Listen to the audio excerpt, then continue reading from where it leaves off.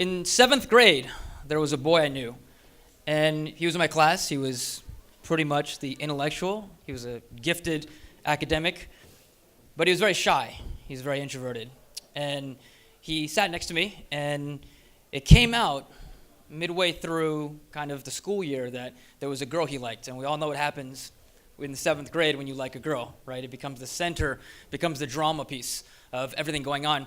And so it got out, and like a lot of things that happened in 7th grade, there was a lot of cruelty, there was a lot of people teasing and whatever, but I think he kind of let it roll off his back.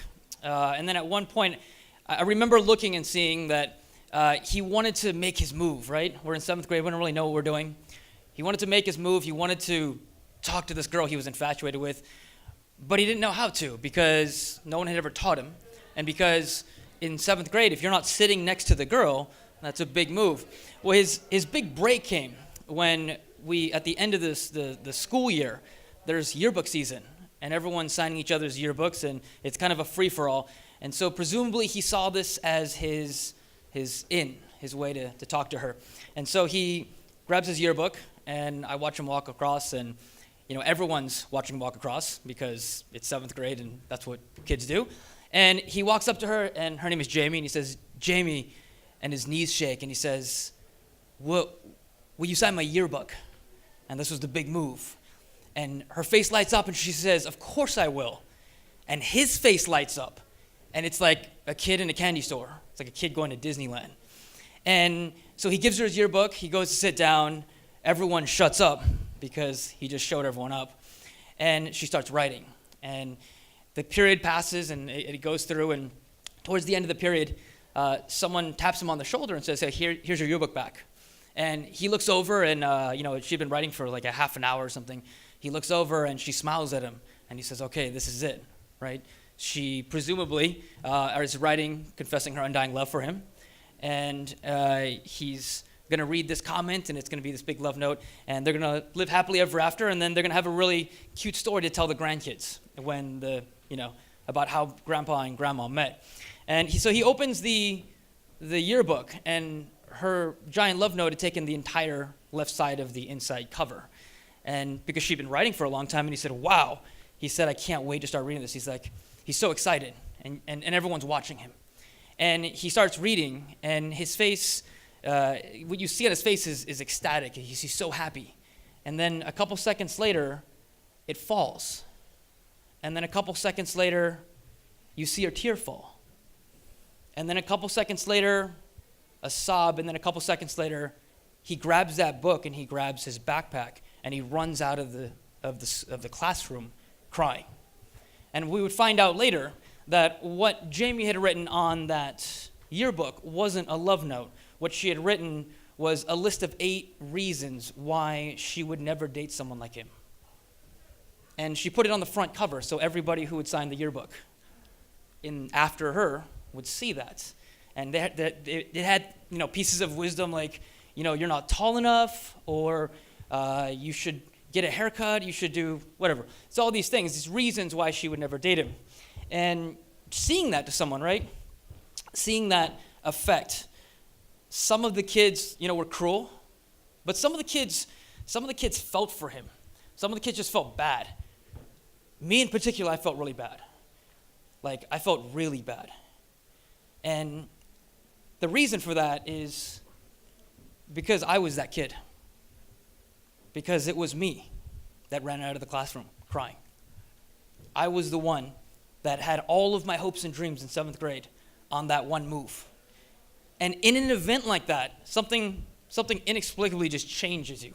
Something shifts, and you realize, even being 7th grade, what are you, 12 years old, at that point you realize things are different. And you realize at that moment, everything moving forward from here, this idea that you hear on TV about dating and all these things, perhaps it's not like TV. Because my first experience wasn't like TV. And maybe this is going to be a lot more difficult than I thought it would be. So what ended up happening, this is, by the way, you can't really see that, that's a screenshot. It says words of wisdom. It says grow taller, get braces, don't do your hair, don't wear your boots. So you get the point, right? So In an event like that, though, when you start to realize that, it changes things. It definitely makes that shift. And so what I did to cope with that is I decided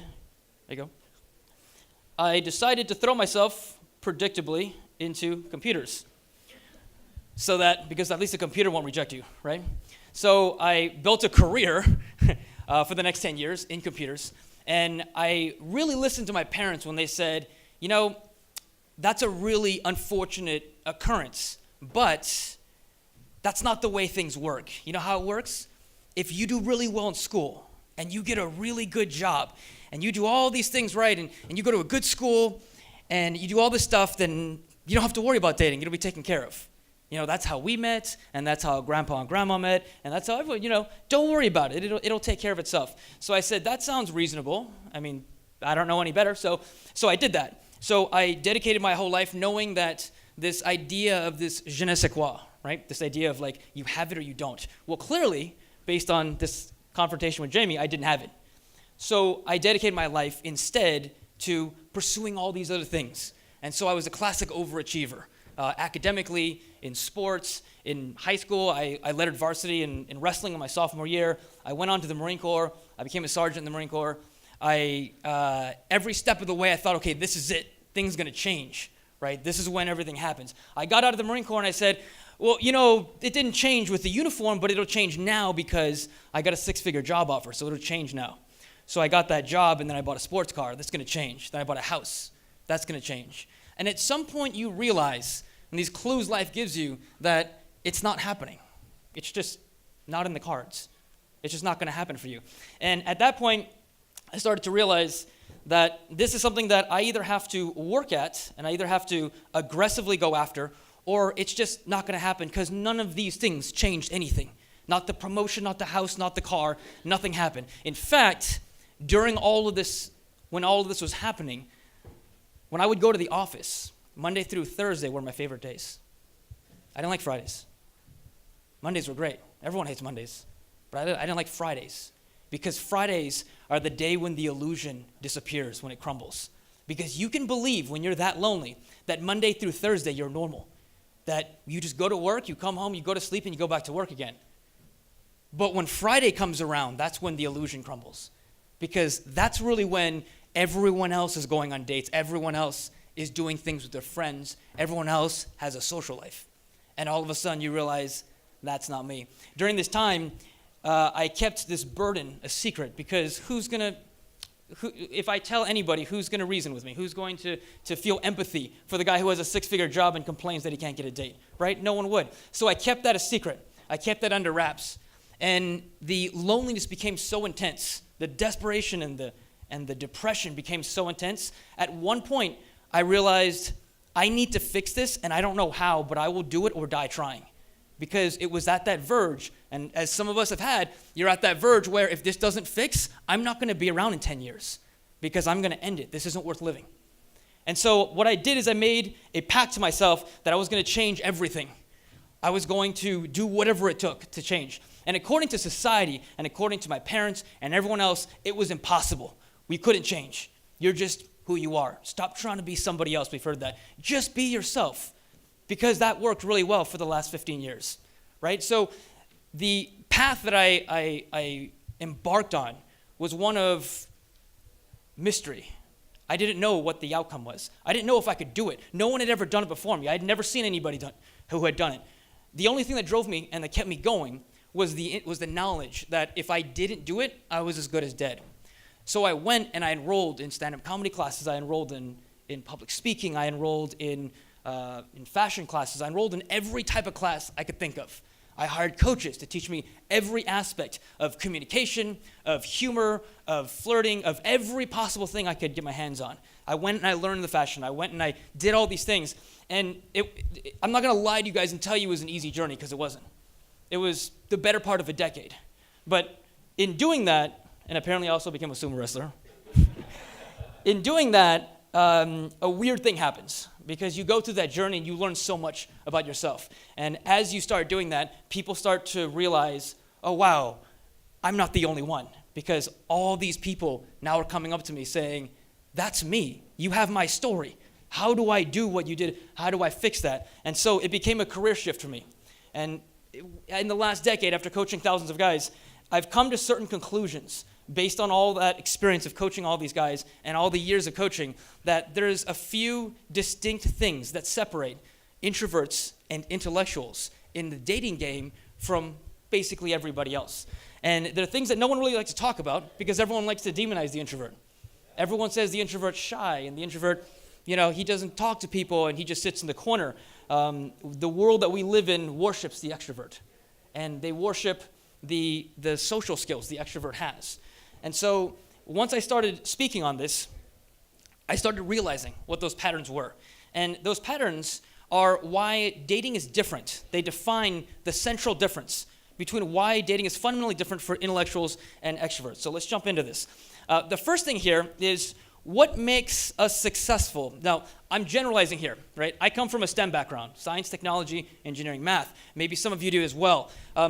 What separates or what makes people in these fields or in any really high-performing career, what makes those people successful is also what tends to hurt them in dating and connection.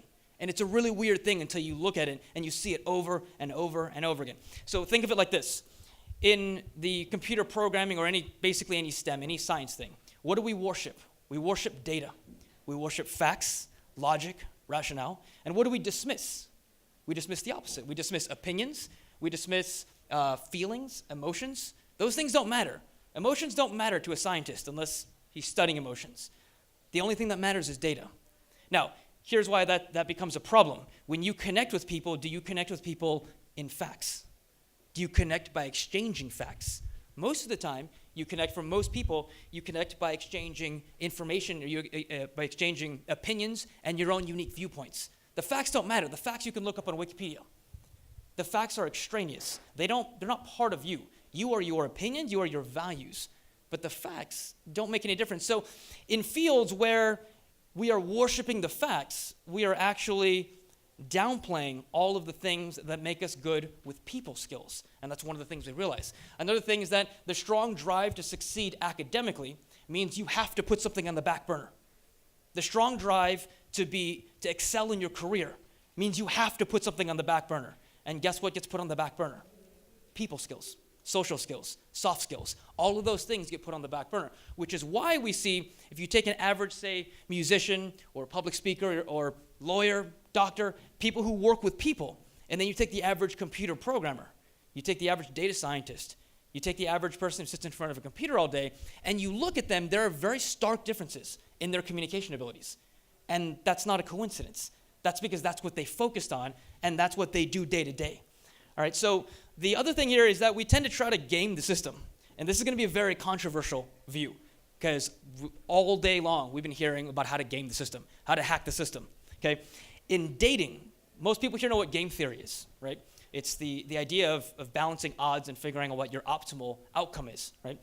When you apply game theory to dating, you get very strange results, because almost all the time game theory says, well, if you're dating and you're struggling with it, therefore, in order to make that better, you just increase the number of attempts.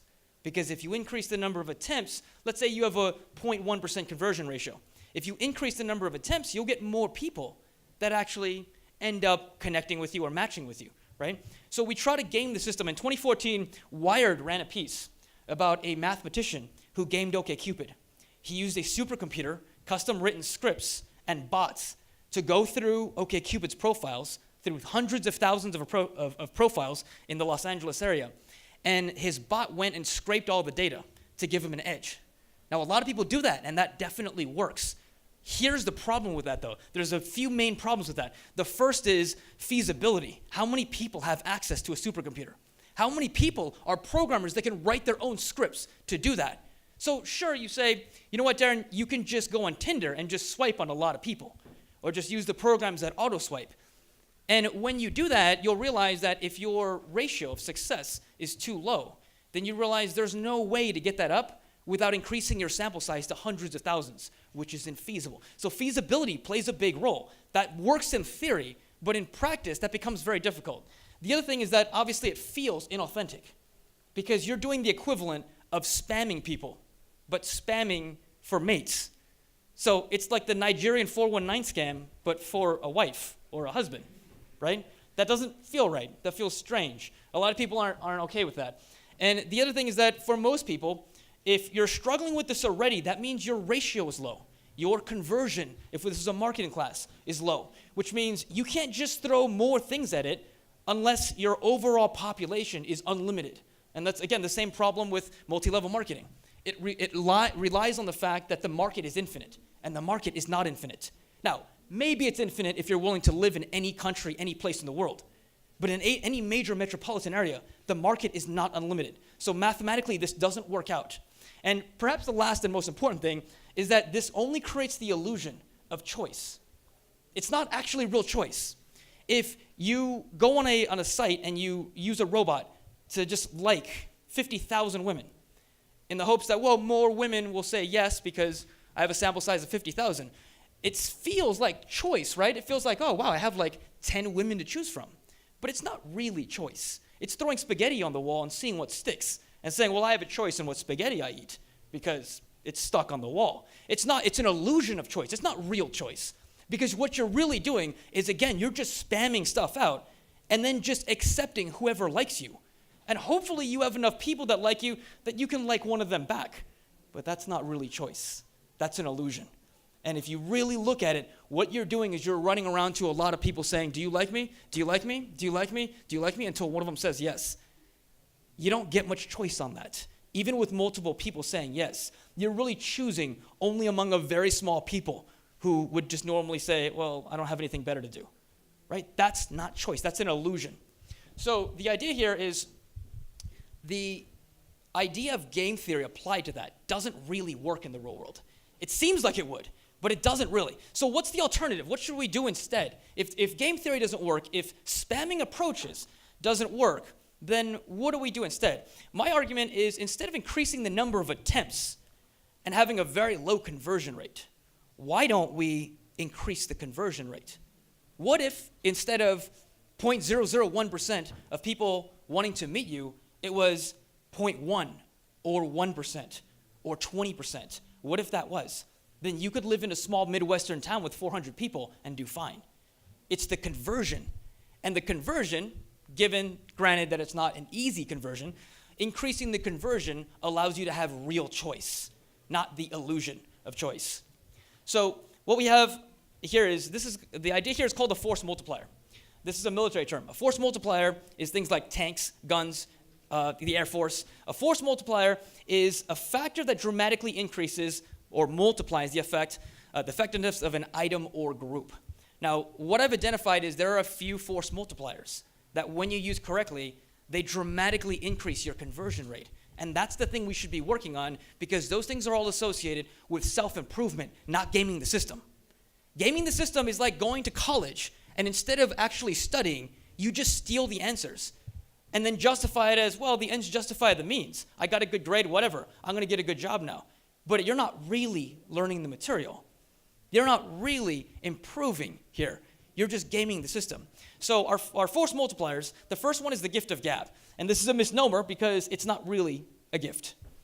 It's not really something that you were given. It's not really something that you were born with. It's something that you worked for. You either worked for it when you were 5 or you worked for it when you were 35 or somewhere in between. So the gift of gab is something that you have to consciously do and you have to consciously create.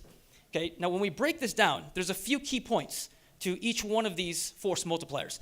With the gift of gab, a lot of people don't like this idea, especially introverts, especially intellectuals. That's mostly who I coach. That's where I came from. And the first thing I said when someone said, hey, you have to learn how to talk to people, the first thing I said is, I'm an introvert. I'm shy. I can't do that. That's not possible. That's what an introvert is. Well, when you actually look at it, that's actually not what an introvert is. Introversion is a disposition. It is not the same thing as shyness. Shyness, as aggressive as it sounds, is a bad habit. That's what it is. That's what psychology calls shyness, a bad habit. It's not something you embrace. It's not something you think, oh, I'm just shy, that's who I am. It is a bad habit. Shyness is the social equivalent of picking your nose and thinking, I just picked my nose, that's who I am. Sorry, I'm not going to change that. That's just who I am. That's shyness. You can fix shyness. Introversion is a disposition. Introversion means that when you are around small groups or by yourself, you gain energy. When you are around a large group, it saps the energy from you. Extroversion, obviously, is the opposite, which is why if you have an extroverted person and you leave him in a room for too long, he's tired and cranky. Whereas an introverted person is exactly the opposite. You leave him in a room for too long with no people in there, he loves it. And then the vice versa happens as well. So the keys to this is, the thing to understand is introversion is part of who you are. And the habits, the shyness, is not. All right? Second thing here is the art of the strong opinion. This comes back to what we were saying about facts, right? People that come from where I come from, right? Our introverts, our intellectuals, we're obsessed with facts. Because facts back up our opinions, they're data, they are the only things we care about, right? The problem is they don't connect us with people. You want to connect with people, you've got to lose the facts. And everyone that I coach, everyone that I work with that comes from my background, we all do the same thing. We bombard people with facts. Oh, you're from Chicago? Did you know that Chicago has a population density of 10.5 people per square meter? Like, that's what we do. We think, oh, that's interesting. They should find that interesting too, right? But that's not how we connect with people. Even if they do find that interesting, which maybe they didn't know that and they find that interesting, it doesn't connect you with people. That's the main issue. It's the connection. Opinions are going to trump facts when you're talking about connection. The second thing is flirting. So our second force multiplier is flirting. Flirting is something that most people don't know how to do. Now, granted, women tend to be better at it than men. But flirting, really, in its essence, if you look at it, is simply being able to show a little bit of interest that's non-threatening, be able to get it back, and then if you get it back in return, you throw a little bit more. And then if you get it back, then you throw a little bit more. Conversely, what men do is they just send pictures of the male genitalia right off the bat. Right? And I really think the reason they do that is they don't know how to flirt.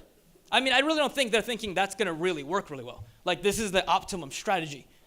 I think even they know it's not an optimum strategy.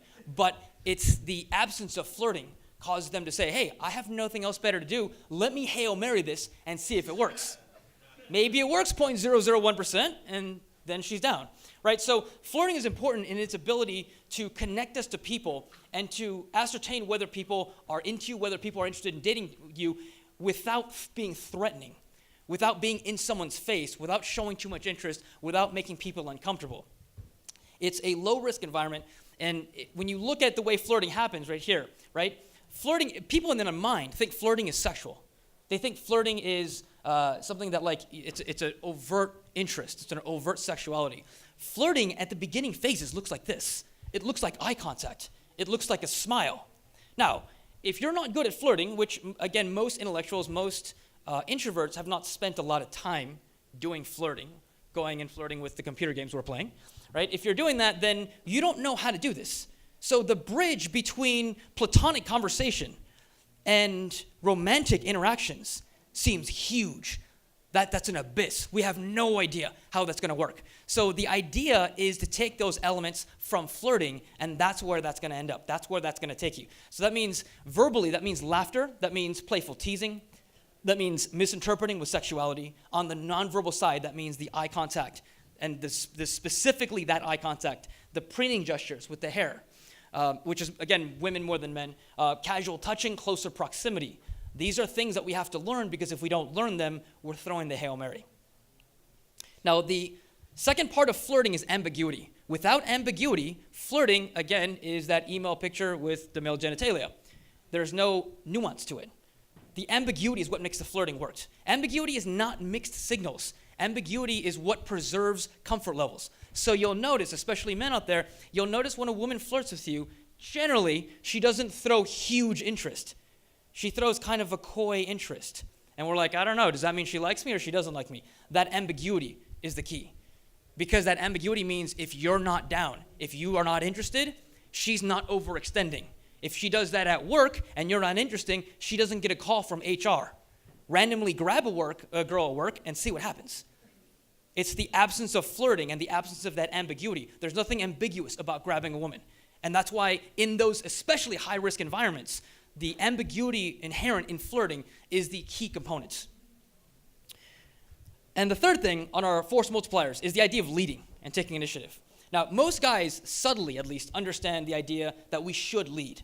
And some of us don't agree with that. Some of us think that's sexist. But at least we somewhat get the idea, right? But leading is much more about taking initiative than it is about leading. People think leading and they think, oh, giving orders in the military. And that's one version of leading. But simply suggesting where to go to eat tonight, that is leading. Because what does everyone else at work do? I don't know, where do you want to go? That's what everybody does. It's the initiative that is important about leading, not just the giving orders. So no matter men, women, or whoever, when you are interacting with people, people don't lead because they don't like to, because it sucks, because people are afraid of it. Everyone thinks, oh, well, leaders they're made, not born, and we all know that. But what people don't realize is nobody wants to do it. Nobody wants to lead because it means you got to stick your neck out. And what it also means is when you do that, you stand out. Whether you're a man or whether you're a woman or anything else, if you are on dates and you are dating or you are communicating with people and you lead, you instantly start standing out. Now, individual cultures, individual ethnicities, countries, whatever, the types of leading are going to be different. The type of leading you do, say, in rural Africa is going to be different than, Manhattan. So it's going to adjust based on where you're from. But the idea of taking initiative, even beyond what the average person is doing, is going to be what makes you stand out. It's going to be where you actually start taking things forward. When people lead, other people follow. That's how that works, even sometimes when that person's not a good leader. So for most of us, especially those of us who are introverts and who are intellectuals, leadership is not something that comes normal to us. We have to practice that. We have to start doing that at work. We have to start doing that in our personal lives. And when we start doing that, that's when we realize this is where that force multiplier comes into play. So if all this talk on self-improvement sounds difficult, it sounds unfair, it sounds that this is a lot of work to put in for just dating, it is. You're correct. It absolutely is a lot of work. But you have to look, what is your return on investment? If you think about dating, you're probably not going to give up dating anytime soon. You're probably not going to go be a monk anytime soon. So the investment you put in here is not investment in dating. It's investment in yourself. It's you becoming a better person. It's the sacrifice that you have to make in order to get what you want. Now, most of us in here that are successful in our careers and not successful in dating, there's a reason for that. Because dating was put on the back burner when we became successful in our careers. Be thankful for that. Be thankful because that's why you're successful in your careers. Would you rather be mediocre at everything? Probably not. So when you're going out and you're focusing on this or you're working on this, or you're saying, hey, I need to get this done, I need to improve this, the idea is do that with gratitude. Do that knowing I have the ability to do this. Because in the past, this is what's made me successful. The idea of dating and skill sets in general is that dating is simply a social skill set, and nobody wants to believe that. I mean, we call it social skills, right? So everyone should come into terms with the idea of this is a skill, but no one really wants to believe that. If I have a book on my table that says how to learn to play basketball, no one has a problem. If I have a book on my table that says how to learn social skills, all kinds of questions from parents, friends, what's this? What are you doing? Why do you need this, right? People don't really want to consider social skills skills. They don't buy it. They don't think it is. But the key to that is until you start treating them like social skills, like skills, which means when you want to get better, you practice, then nothing happens. So the key is to take these skills that we acknowledge and to practice them like they're skills. And when you start doing that, all of the goals that you have, all of the things that you want to accomplish now become not only possible, but they become likely. My name is Darren Fujimoto. Thank you for your time.